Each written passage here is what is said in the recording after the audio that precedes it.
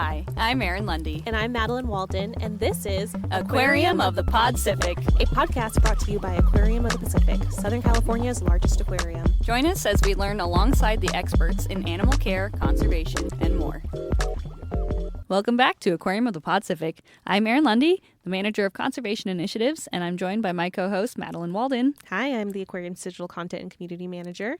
Today we have on one of my absolute favorite people in the entire world, but also my favorite photographer, Robin Riggs. Mine too, huge fan. I'm a huge fan. It feels like we have a celebrity. Fans. It does. I'm freaking out. Erin, who is Robin? Robin is my favorite person. Now, Robin is someone who's been volunteering with the aquarium since the aquarium opened. Actually, I found out since before the aquarium opened. So that makes her a charter volunteer here. She has always been volunteering with our marine mammals and just in our husbandry department in general. But sort of more recently, sort of halfway through her tenure here, started doing a lot more focused photography. And so if you ever visit the aquarium, you will see tons of images posted all over our walls, sometimes in our advertising, even just beamed down in a beam of light on the floor right now, which is really cool. And a lot of those images and videos are actually Robin's, which is super cool. She works alongside our animal care staff to get some amazing photos of these animals. And I feel like the combination of having this relationship with people and these animals gives her this level of access and this comfort around the animals that creates these images that I don't think anyone else could get. No, truly. They are so special.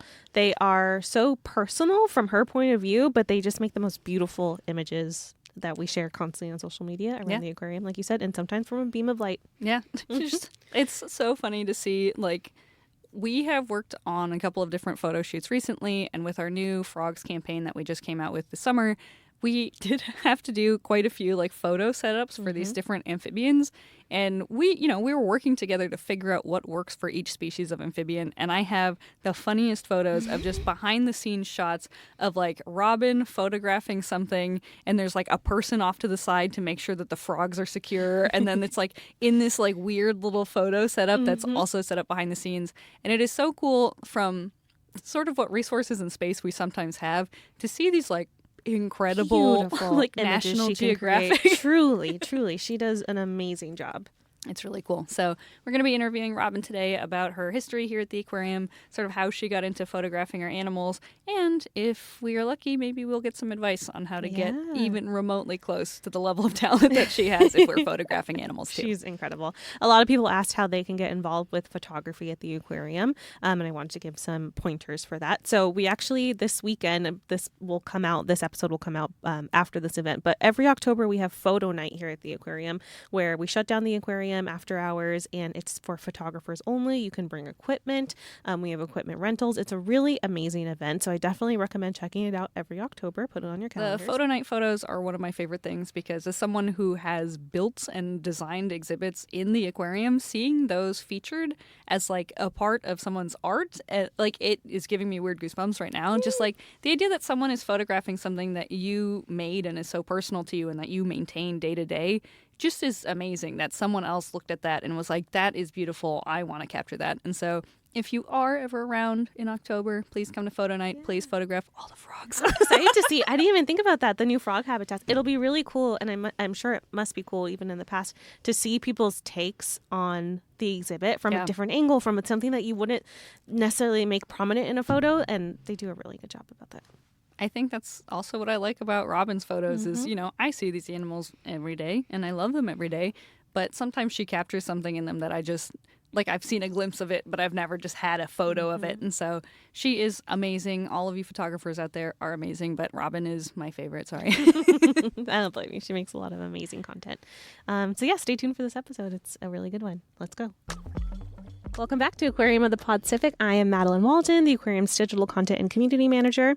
Today I am joined with my co-host, Erin Lundy. Hi, I'm Erin Lundy. I am the manager of conservation initiatives here at the Aquarium of the Pacific. I almost forgot what my title was for a second. I know, I put you on the spot there.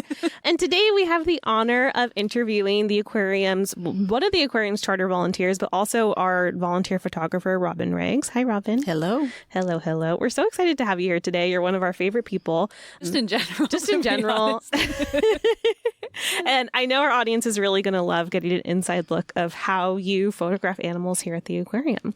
I would love to learn about how you started volunteering here at the aquarium, because I don't think I mentioned this, but a charter volunteer is a volunteer that's been with us since the very beginning of the aquarium. So when did you start volunteering here? Oh, I started our first year here. So I started a little before grand opening Saturday. You started before we even opened? I actually started before we even opened. As mammal volunteers, we had to actually go outside of the gates to dump our trash daily. We didn't even have a complete working, functioning kitchen at that time. Whoa. An aquarium. Yeah.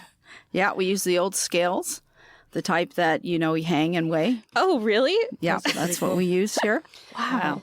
So I've always been in love with pinnipeds, seals, and sea lions. And so prior to coming here, I was a volunteer at the Care Center in San Pedro. So I had 5 years experience before I came here. And at the time, the aquarium was looking for volunteers who did have pinniped experience or large animal experience to come here.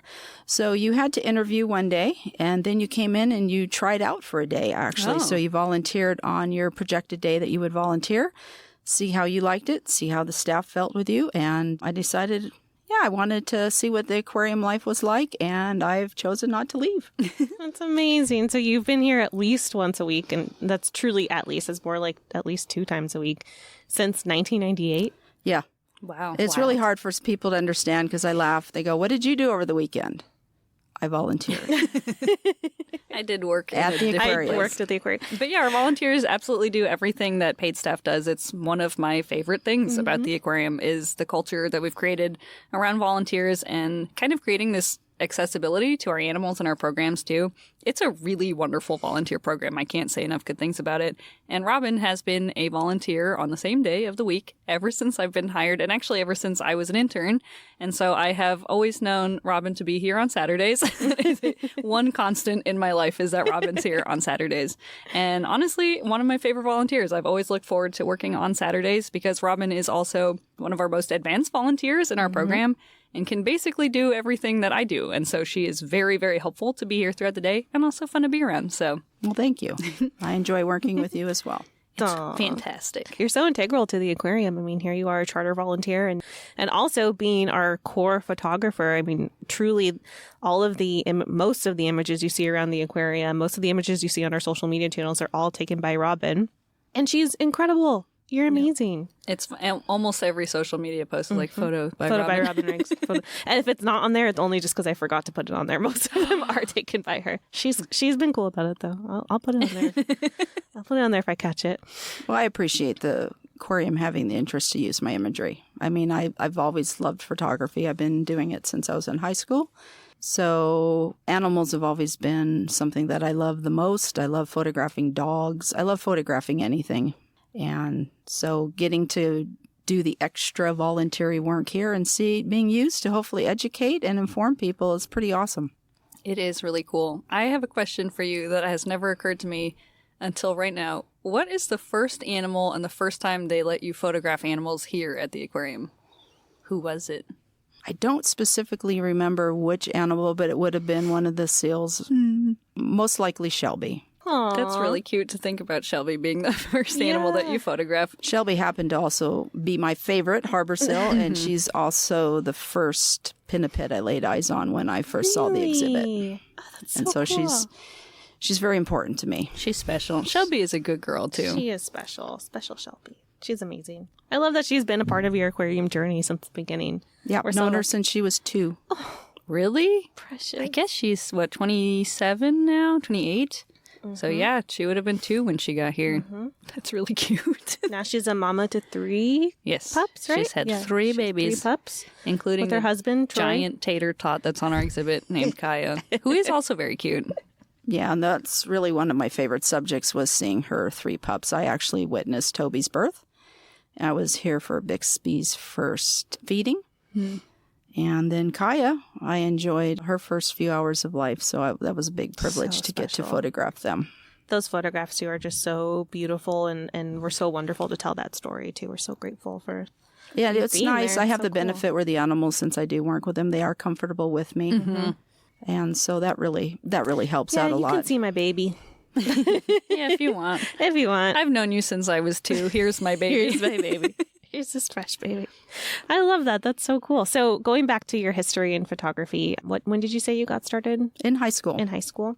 And just, you grew up here in Southern California, right? I did grow up here in Southern California. And when the high school that I went to, we had a interim week in between semesters in which they had us try to take another opportunity to learn something different outside of the normal schoolwork. And I didn't know what I wanted to do. I did not have photography in my life then, and I didn't ski, I didn't horse ride, I didn't do a lot of things my other friends did.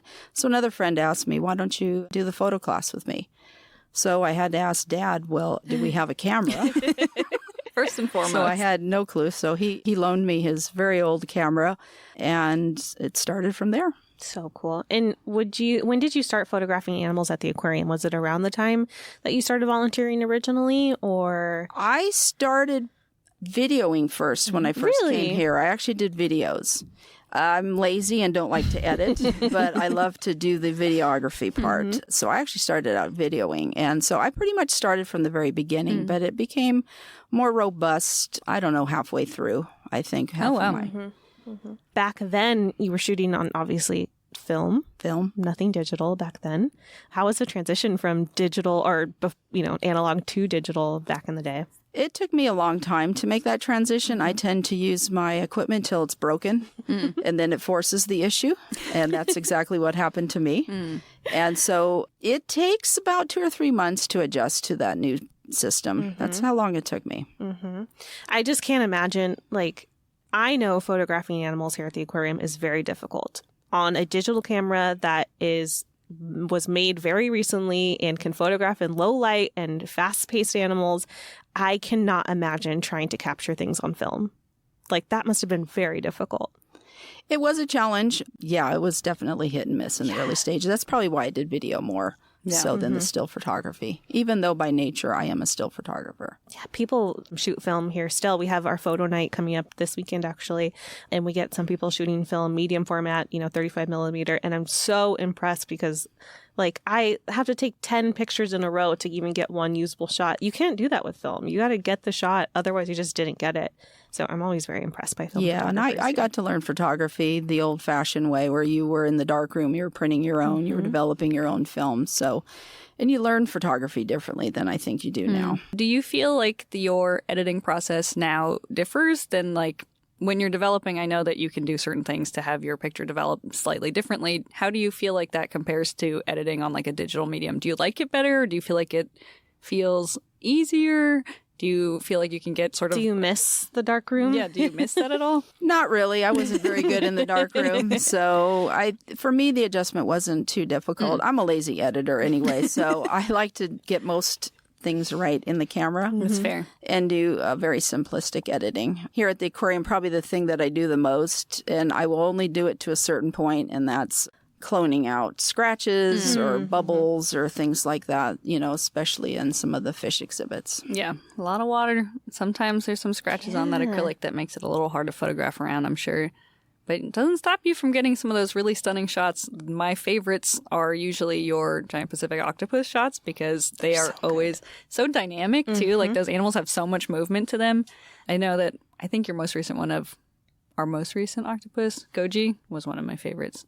Thanks. The octopus happens to be probably my second favorite animal here. I'm very, very particular about my octopus images. I like the right movement. I like to present every animal in a good form. It's fun to get the funny shots and the weird shots, but I really want to present our animals in a very positive way.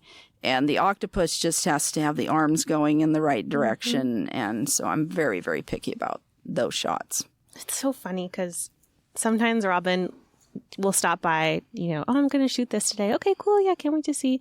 And then she'll be like, I don't think I got anything good today. The most stunning photo you've ever seen. The most beautiful picture that you've ever seen of this animal. And you're like, This is amazing. And that's something that you take into consideration when you're shooting the animal, where the arm placement is, where the eyes are looking. We just saw a very wonderful picture of Parker the sea lion that you shot this morning. And it's very cute and funny where his eyes are looking. And it's a criminal side eye that he's giving. But it's really cool to hear, you're not just pointing and shooting. I know that you put so much care and love into your photographs, and I think it really shows. Thank you. The biggest thing for me here is looking for good light and the backdrop. Other than sort of the technical aspects of, shooting underwater versus, in air, what is different about shooting the octopus than the seals or sea lions or other animals? The biggest thing is with any of the tanks here, you've got to deal with reflections.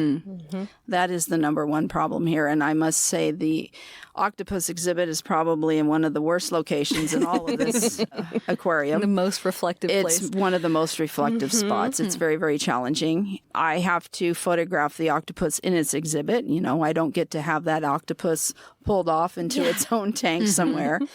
And so I have to also compete with guests. And so you have their reflections in there. So it can be very challenging. Reflections are the worst.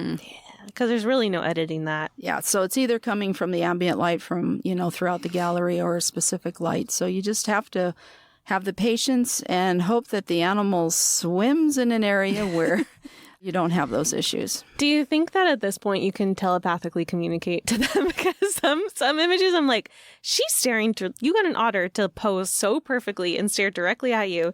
And I know that was shot number 6,000 in that exact second. But do you think that you either it's a telepathic communication you have with them, or you have been around these animals for so long, you can kind of expect the patterns and you've been watching them for a couple of minutes and knowing, okay, well, they swam this way, then they're going to swim back this way. It has to do with experience and lots of observation. I spend a lot of time roaming around the aquarium as well and just looking for something that's happening good. But as you mentioned, the eye contact is very critical for me. I like to have interesting expressions or eye contact. It's nice to get the nice portrait, but I don't want an image to be too static. Yeah. So and that's why I repeat, and just, patience. Yeah. You capture movement so beautifully. So there is no telekinesis that you're doing? None. I have none. Not as far as she knows. No. Well, earlier today when we were doing a photo shoot with Parker seemed to know that you were asking for like a little over-the-shoulder look, a little bit of side-eye, and he was giving you just the best expressions. What makes Parker potentially, no offense, Chase, a better subject to photograph than another sea lion like Kane or Chase? I think for Parker, he's just very chill. He's very relaxed. He doesn't get too uptight. He's definitely focused on his trainer like he was with you. So that can be a challenge sometimes. As you know, I ask you guys to stand close to me so that he's not specifically looking off to you and is also looking off to me. And then, I think my experience being with him, I've known him since he was 1 year old. So I've been around this animal for a very, very long time. And as you know, I like him a lot. I had no idea that you like Parker that much. Yeah, it's not obvious in your photos at all. And I also happen to work with him a lot when I'm in there doing seal and sea lions. So he's very familiar and I think comfortable with me. You can capture all those different expressions that he has. He's very expressive. Yes, he has huge expressions, huge eyes, just a huge personality in and of himself. And he's so cute. And doing those sessions with you is one of my favorite training sessions because you have this additional challenge of, one, the animal has to behave and be comfortable, and they have to be sort of responding to cues while there's a person with a camera, and you're trying to get them to look, and you're trying to time the lighting and the perfect shot and get the animal lined up. And like working as the trainer in those photo sessions is one of my favorite things to do because you're like, okay, how can I move a sea otter 3 inches to the left so that the beam of light is like perfectly on their face? Like those logistics and trying to do that challenge while you're still trying to train an animal. Yeah, that's you're doing a lot of training on your own. Is really fun. And then Robin will give us direction of like, hey, let's move this out of the shot, or can you move your boots out of the shot because there's always people walking around. And Robin's ability to see things that you wouldn't normally see either, like, and call that out. That's awesome. Just to get the best possible image. Well, it also helps that you acknowledge and understand that I'm looking for some of that stuff. And then, I think a lot of people don't realize I have to do all this within the training session itself. Oh, it's so short. I do not have a long time. We are talking minutes. And, you have to hope that an animal doesn't need a timeout. Yeah. Or some other scenario comes up that for which you have to extinguish. You have to the fully session. reset everything. Yeah, what's a timeout, Erin? A timeout is usually if the animals are maybe doing something that they shouldn't be doing or potentially interested in something they shouldn't be, that we will exit and let them have some time to figure out whatever it is that they're doing. And then we'll usually come back in about 2 or 3 minutes once they have sorted out whatever business you're trying to sort out. And so similar to you would use it for a kid or potentially your dog or cat at home. It's just, here's some quiet time. Please figure out what you're doing. Let's reset and then let's try again. And so usually our animals are very good, but there can be any number of things happening. And a lot of times when we're working sessions, we have 7 animals working at the same time. And if any one of those animals is being very disruptive or distracted, we will take a timeout on everyone so that it's safe. So sometimes your photo session is cut a little bit short because, one animal decided he was going to throw a toy across the exhibit just in the middle of the training session. And that has to be okay too. And so it's really nice to see that you are also okay working under those parameters. And I think that's part of what makes us so much more comfortable working with you is there's no expectation, there's no pressure on us if the animals are misbehaving. Oh, well, like, it's gonna happen. And I love that you understand that so innately. The one thing that does frustrate me about working animals is that they always get food on their face, and it is so hard to get off for photos. I do love those photos, though. Yes, those can be very fun. And so we always jokingly say makeup. So that requires them to go into the water, hopefully get it off their face, because there's nothing like a good old squid tentacle or something. Squid spaghetti. Or squid spaghetti, that Or kind shrimp of shell stuff. on the head if it's a sea otter. Shrimp shells are the worst for the otters. There's specifically a photo of Chloe I love, and she's looking directly at the camera, mouth open, and there's a piece of shrimp on her nose. And like, it's just her iconic photo. And I think it says a lot about her as a sea otter as well. It does. That is her personality. Cool.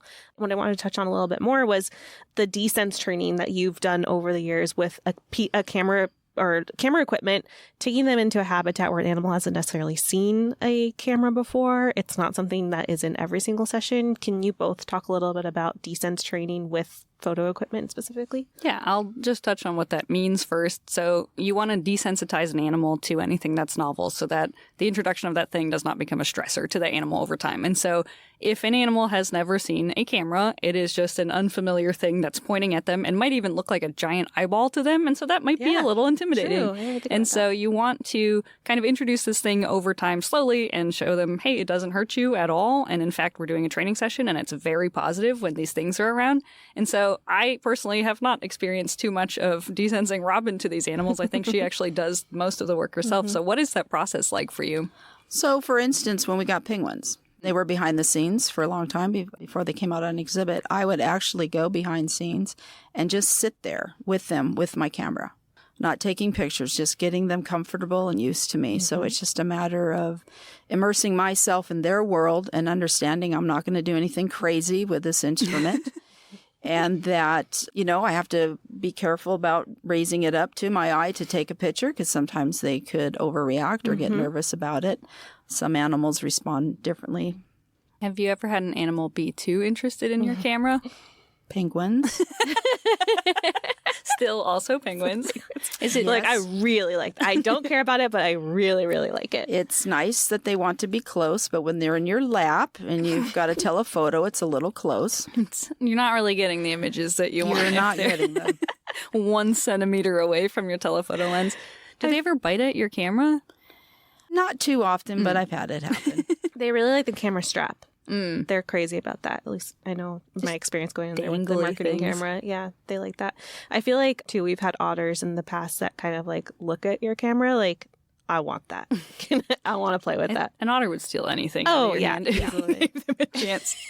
Like, I'll take that and I will smash it on a wall. And you're like, there's got to be something good inside there. It's got to be a clam or probably a mussel. crabs in there. Don't know why there would be crabs in there, but there's probably crabs in there. They're so funny.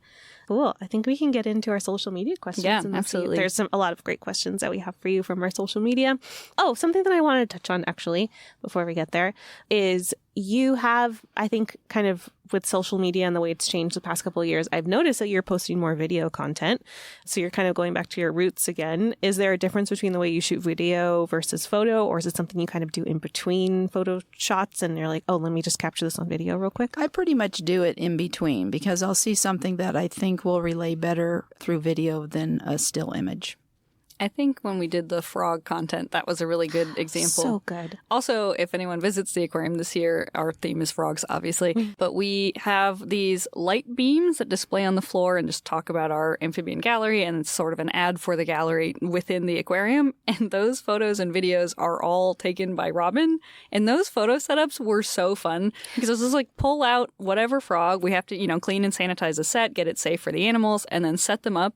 And one of the animals we were asked very specifically to photograph was axolotls, which most people know are totally aquatic and then cannot be just plopped on a set. Mm-hmm. And so the setup for that was pretty elaborate, right, Robin? Well, we elaborate, yes, but not. I mean, everything we do is very, very simple and we just basically took a tank. Mm-hmm. We had a couple rocks. We balanced a clear shelf on there. Mm-hmm. And between you and America, we tried to place it as best as we could. You would think these photos were taken in a professional studio with lighting and, Not even close. Totally were. And we were in the middle of the room where they were having everything behind the scenes while they were making the exhibits, which even made it more fun. So that's the other thing. We have very small room area for which to work in. Mm-hmm. Probably the largest area I get to work in is the pinniped exhibit. Yeah. Everything else is much smaller. Yeah, I mean, it has to be, you're accounting for animal safety and security so that, no animals getting out during a photo shoot. You're also making sure the lighting is good and comfortable.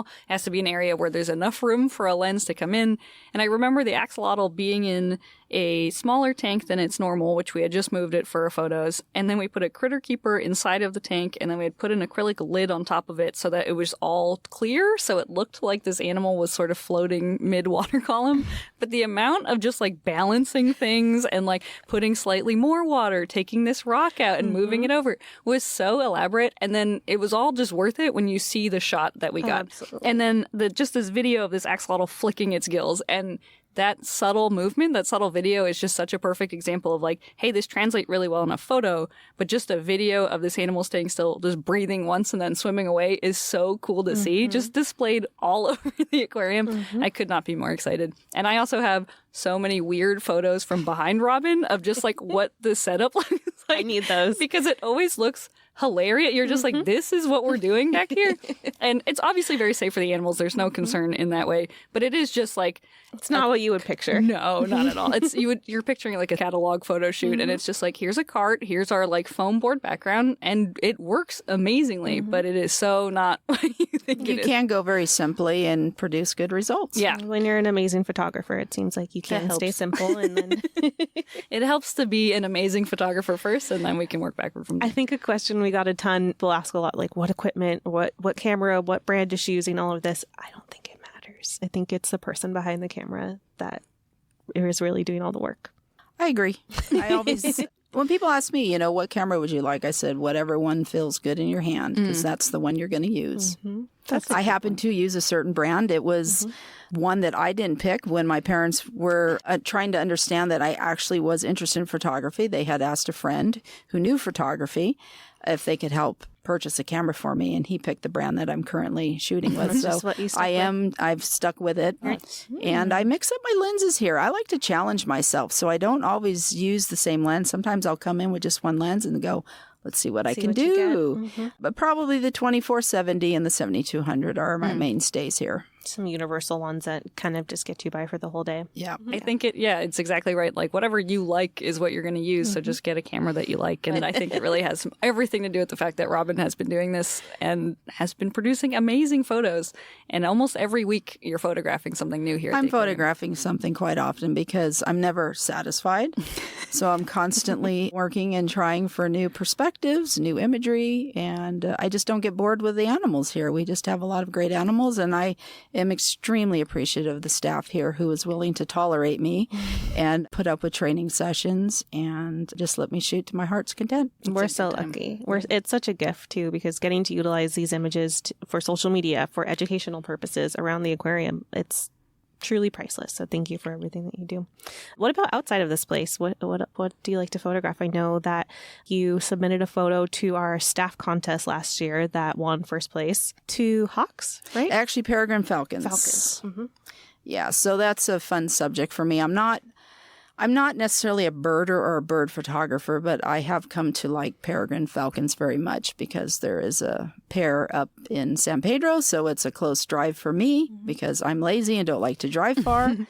And I've just become so intrigued in watching them. It's just fascinating to watch them from the beginning of the season when they're starting to mate, to the time they're getting their nest ready, to the time we're waiting for the chicks to come, and then just going through that whole process is just fascinating. Animals in general are my number one subject, but I'm a very eclectic photographer. I do enjoy dogs. I don't do them as much, but I recently have photographed dogs, including my one dog. of Aaron's. Dog, I think came out And so beautiful. really had a lot of fun time with that. I was also doing that for a class, so I love to challenge myself that way. But any animal I'm all for. But I also like to do abstracts. I like to mess around with landscapes, dabble a little in light painting. What is if you had to choose something, what is your dream, either your dream shot to get or like the scenario that you're like, this is what I really want to do as a photographer. I would love to do this. I really want to get a humpback breaching with the most spectacular background and well lit. I feel like you have some photos of them breaching. I have them. I do have humpback breaching, but not one that I'm satisfied It's still with. not the top Haven't shot. gotten the one yet. No. You go whale watching pretty often. I do right? go whale watching pretty often. Whales are actually one of my favorite animals, so I do like to get out on our local waters, but I also volunteer for the Gray Whale Census Behavioral Project through ACSLA. I didn't know So that. from December through, I usually stick around through April, don't always make it through May. I'm up there counting the gray whales, and we also acknowledge any other cetaceans that come by. So I do that. I've been doing that longer than this, actually. Really? Wow. Are you able to do photos while you're doing the census too? I can, but generally I'm really focused on fair. the sure census. counting is a And lot. trying to photograph from the cliffside is just not really anything spectacular. But let's say if there's a falcon that happens to be coming by. That's a little different story. Then we're first place. Yeah. At the aquarium. And also in other photo contests is what I learned Yeah. when I went to the OC Fair. And then I was like, hey, all of these photos that have won are Robin's. Actually. Yeah, I did really well this year, and You I did did. really well with the falcon image last year, actually. It's a great picture. It's really wonderful. Cool. I think we can get into social media questions now. Sure. I have so many. Could talk to Robin forever, but is there an individual animal you have photographed the longest or over the course of its entire lifetime? Well, longest would be Parker. And I've also, of course, photographed Kaya over the course of her lifetime as well. Shelby, too. Yeah. Ellie. I have to include Ellie, too, because Ellie's been here since the beginning. So actually, yeah, Shelby, Ellie, Parker have been long-term for me. And how has it been watching them grow and through photos and through your own personal lens? Well, Ellie doesn't seem to change. She is unchanged. She's the same old stubborn lady, and I love her for it. She's a challenge to photograph because one thing with harbor seals, they tend to squint a lot. So having the right lighting for them can be challenging. So you don't want a lot of the squinting with the harbor seals. Shelby's easier to photograph in terms of the harbor seals. Kaya is a source of frustration for me. And all of us. She is a very shy little girl, but she's becoming a lot more outgoing and willing to participate. But she's a big challenge. Anytime I tried to get her informally in the exhibit, she just ducks and hides. She's so cute. Though. And then- Every picture you get of her, she's just like the most like perfect little looking seal face. Yeah, she can give it when she Yeah. she She wants can to. serve. She can She can, surface, but she but- often doesn't. She often doesn't. And they are also like, if you're not careful, and for some reason, Kaya, more than anyone, is so shiny and smooth. And you're like, why? Everyone else at least looks like they have fur on you. And Kaya just looks like a smooth rock when you photograph her. And you're just like, where is the texture to your fur? I don't understand. She's conditioned. She Yeah. must be. I don't know what's going on. She Yeah, looks it's very really different. hard with them too because they're very reflective. They're wet when they come out. So trying to position them in the exhibit in the right position is challenging at times. And And think about that. You're dealing with reflections you're on the dealing acrylic with and then reflections off reflections their body. everywhere, Yeah. and they're very slick. And you want to make sure they're not facing the sun if they're very squinty. So I like to be in the open shade. I mean, the staff is very used to me going, okay, we know we want open shade, we want this or that. I can't always get exactly what I want, but probably the biggest challenge in a training session is not getting somebody in the background. Yeah. Because everybody, like Erin had said, you've got 7 animals you're working. Yeah. And there's an audience of people usually and on top watching. of that, there's guests. Yeah. There's an educator usually when we're doing presentations. There's just a lot going on. And so to be able to get a shot that is purely just of that animal takes so much, just like setting up the shot that does not appear to, because there's maybe 300 people watching any pinniped session on like a Saturday, especially. Yep. And they have none of them in the shot. It's pretty incredible. But They do a great job. They do. I think this is going to be, this episode and talking about it is going to be a great opportunity for us to show pictures of baby Parker. And there's difference in size now. I can picture, I know one in my head of him as a baby. And I think he even still has like a little mohawk, just like he does now. The start of a sagittal crest, just like the babyest little face. I've seen like maybe 10 pictures of Parker that young, and they are all the cutest thing I've ever seen. And he looks the same. Yeah, you can See tell his it's him face, with yeah. his face.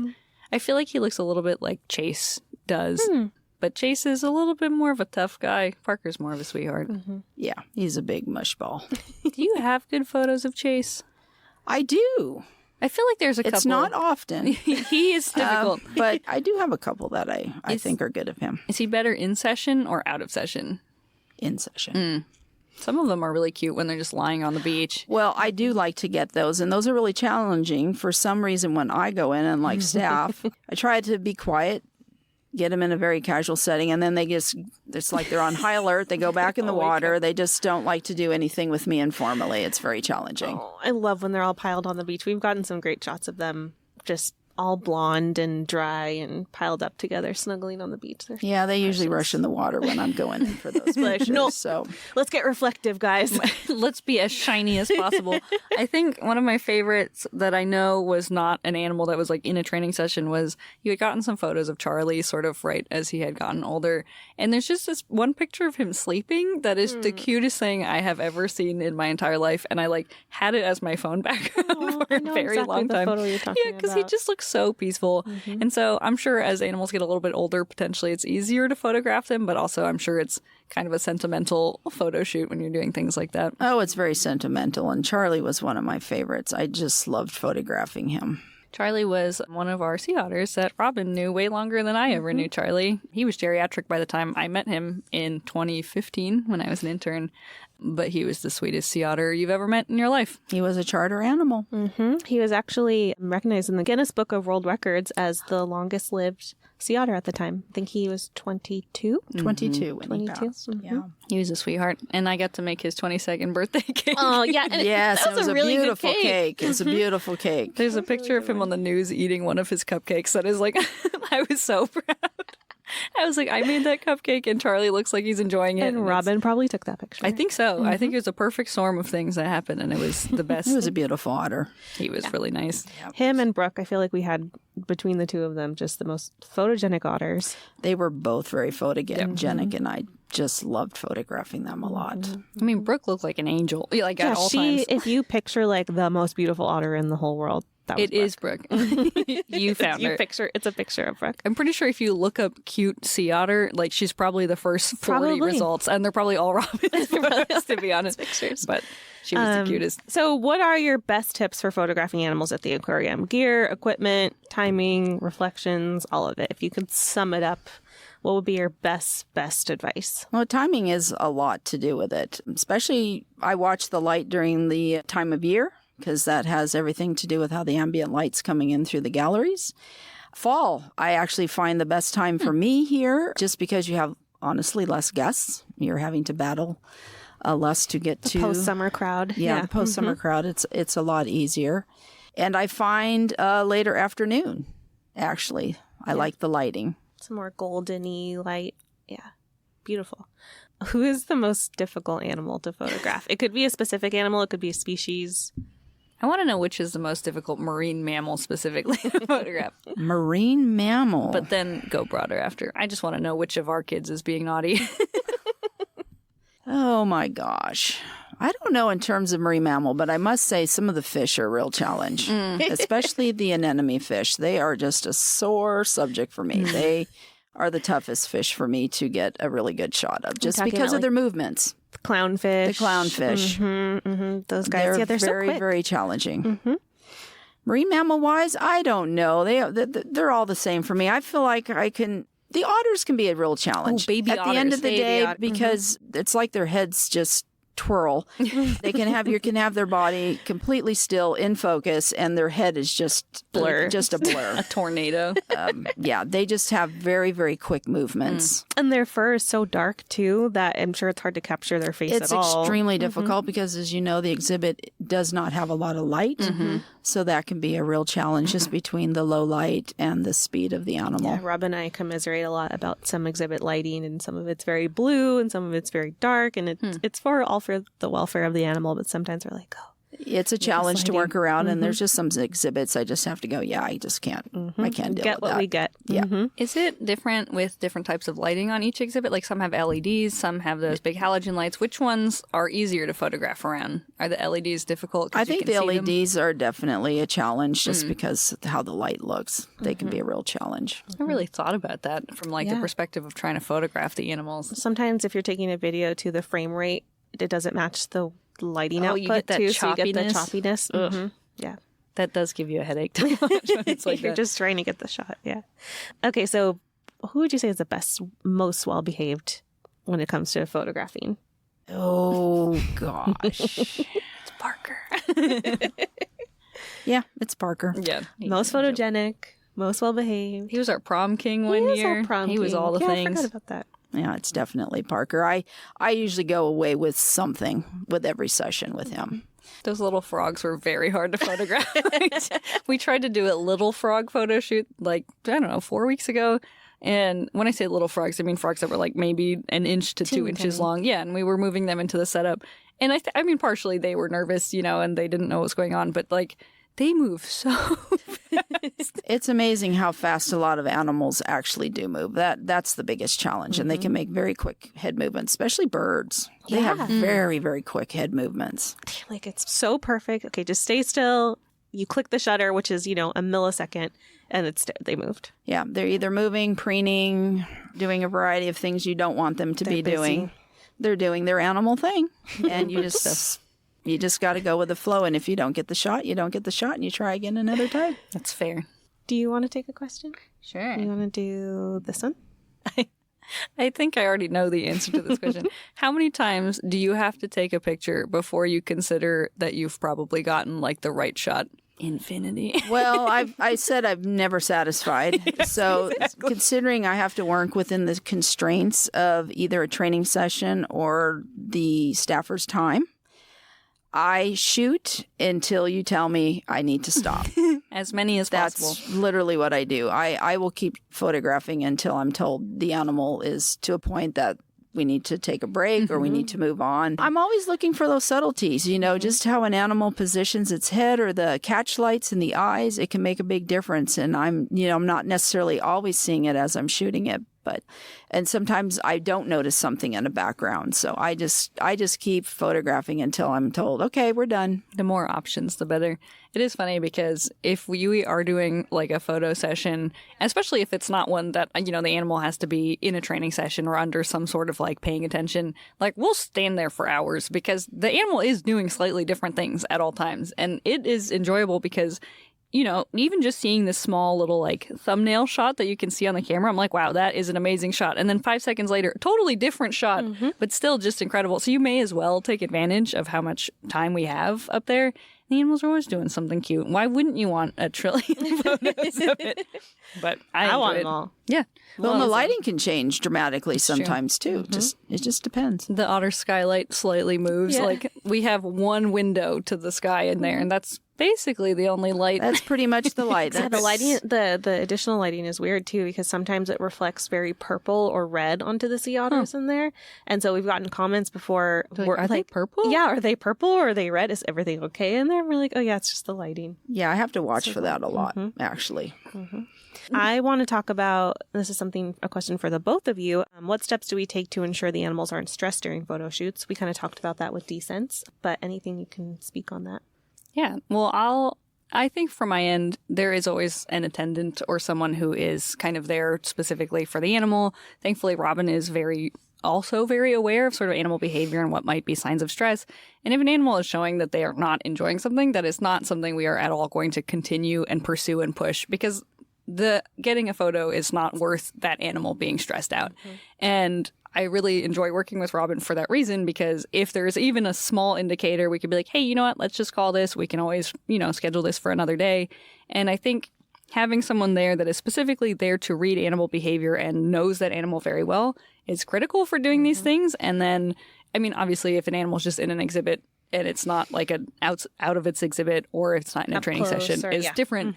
But in scenarios where an animal is maybe being exposed to something that is novel, that having someone there is sort of critically important. And then working with Robin to be like, hey, if you need this shot, maybe we can take a step back and we can sort of zoom in close. We can find ways around what challenges might exist for like a frog that's hiding behind a leaf. Like, can we slightly move this leaf so that it's not nervous, but put something else there so it has something to hide behind? And I think doing those things and making those modifications, and then also just knowing Robin's going to be okay with it, is wildly helpful and makes me very happy to do these photo shoots. The animal welfare comes before everything else. Absolutely. But Robin, I heard you had a fun experience today with one of our GPOs. Yeah, not. So I worked with Brooke, the aquarist, who takes care of Ghost, our new GPO, and we were hoping to do a photo session today, and all things were looking in the positive, and then they were not. We even got her a Halloween pumpkin with a ghost on it. And a GPO is a giant Pacific octopus. I'm sorry, I used an acronym. Yeah, and she absolutely didn't want to participate today. This was hands down the worst photo session we've ever had with a GPO. I do a lot of my GPO photography just in general, like any other guest would be doing here, but there is the occasional setup that I do with Brooke so that we can do that before the aquarium opens and try for certain scenarios, like photographing her with a ghost pumpkin. And she did not want to come out of her little den. And Brooke was trying everything, and I so appreciated her time. She always gives me her time to try to accomplish these sessions. But we just had an octopus who wasn't having it today. So, I can't throw a fit and pitch a fit. Animals are going to do what animals are going to do. And like Erin said, animal welfare is number one. And I'd like to think that the staff knows that that is important to me as well, that I will not try to push anything. I think I generally know when a session needs to be extinguished or ended. And as I'll always remind people, I'm going to keep photographing until you tell me we're done. Yep. It is really nice to not ever feel pressure in those scenarios. Like, oh, we have to get the shot. And you're like, it's an animal. It's never more important than the animal's welfare. No. I think it's important to for all of that. Like, you can't force an animal to do anything. You can't force an animal to pose a certain way or to do this. And I think Robin does a really great job of taking that challenge and still creating these amazing images. And I like to take on all the challenges. They're most of the everything's animals. Small and large. Yeah.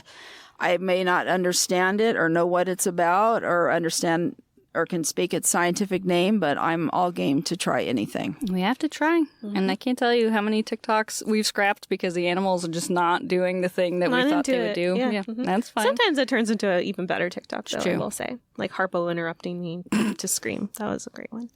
Cool. What's the most memorable task you've performed at the aquarium, maybe outside of photography? Or a project that you were involved in? Well, I'd have to say it's one of my favorite pinnipeds, and sadly he was one that passed. His name was Odin, and Odin was blind, and he was at the care center, and so I got to know him there, and I actually got to work with one of our former vet techs here, and we got to train him the bridge and targeting. And so then when he got to come here to live out his life, then I was the one person who got to take care of him on the weekends. And I loved that animal very, very much. So his death was very hard on me, and I taught him how to stick out his tongue. You taught a blind animal how to do that. Like, yes, I think I that's did. So amazing. And the amount of care that, and trust that goes into both you trusting him and then also him trusting you that he can't see you, but he still understands that you're not there to hurt him. Is really cool. And how beautiful that you saw him at the care center and then, transferred over here. That's so cool. Yep. Do you know why he was blind? No, we don't know why he came in blind. We don't know. And what was fun when he was there, he was with another animal that had suffered a very severe net injury and had a very severe mouth injury, but they were housed together, and we jokingly called him his seeing eye sea lion because Odin would just touch his body and follow him around. So it was a lot of fun just seeing those two prosper and eventually find homes in an aquarium. Wonderful. That's so cool. You want to take the last two questions? I don't know if you have an answer to this. Maybe you do. What is your favorite photo that you've taken of all time? All time? Doesn't even have to be here. I would say I'm pretty proud of that peregrine falcon mating pair that I got. I was really happy with that shot. And I happened to be the only photographer there that particular Sunday afternoon when the light was magical.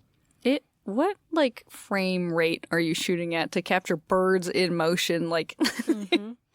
It was so crisp. Yeah. For an obviously high motion. Yes, it's not a composite. It's very quick. When they made it, it's very quick. You just have to shoot at a very fast shutter speed, actually. That's crazy. We'll have to share a shot of that in the show notes. And it was on our social media, too, part of our staff contest for last year's gallery opening. It's an amazing shot. And definitely first prize winning all around. And I guess I'm proud of that one, too, because I'm not a really great bird photographer, but like I said, I really appreciate and love these animals so much. So I approach it very differently than a lot of the bird photographers who have the really large lenses and the very expensive camera equipment. I'm just going out there with my just average Joe equipment. And I think I get some things differently than they do because I think I understand the animals a little better. I do a lot of observing them and just try for something different and unique. Yeah. Cool. Thanks, Robin. Yeah, I guess we answered favorite animal of all time. Yeah, well, we knew who that was. But yeah. That was wonderful, Robin. Thank you so much for chatting with us. I adore you, and getting to know more about your background here was incredible.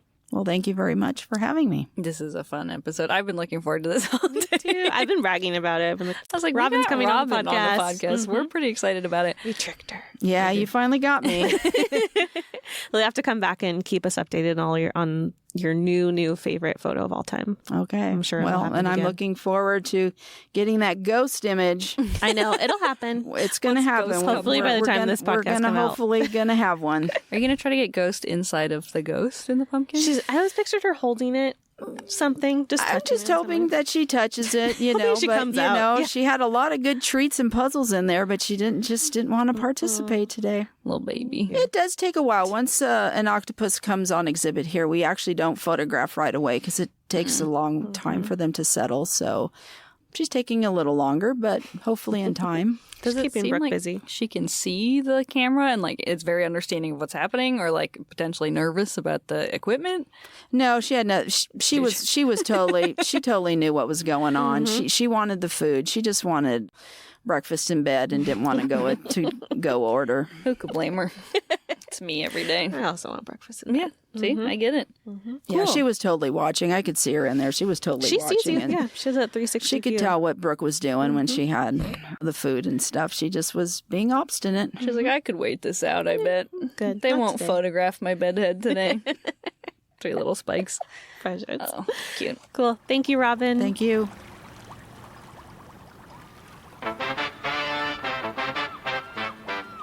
Aquarium of the Podcific is brought to you by Aquarium of the Pacific, a 501c3 nonprofit organization. Keep up with the Aquarium on social media at Aquarium Pacific on TikTok, Instagram, Facebook, Twitter, and LinkedIn. This podcast is produced by Aaron Lundy and Madeline Walden. Our music is by Andrew Reitzma, and our podcast art is by Brandy Kenny. Special thanks to Cecile Fisher, Anitza Valles, our audiovisual and education departments, and our amazing podcast guests for taking time out of their day to talk about the important work that they do. Podcific isn't possible without the support of the Aquarium's donors, members, guests, and supporters. Thanks so much for listening.